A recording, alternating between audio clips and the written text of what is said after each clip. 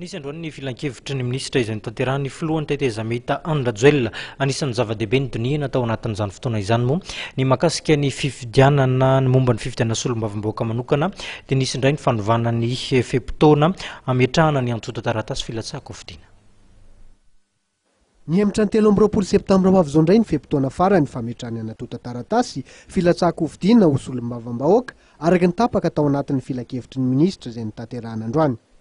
Fiamorana fanontely io fanovana io. Ankoatr'izay dia anisan'ny noresahana tao amin'ny filan-kevitry ny ministra androany ihany koa ny mikasika ny fanomanana ny fifidianana. Tao anatin'ny filan-kevitra androany dia niantso ny ministry ny atitany sy ny ministera raharaham-bahiny mba hijery ny sehatra iraisam-pirenena momba ny fanohanana raha-pitaovana amin'ny fifidianana. Ny tahaka ny tokony hanaovan'ny ministra roa tatitra ao anatin'ny filan-kevitry ny ministra manaraka ny filohan'ny teteza mehita Andrajoelina.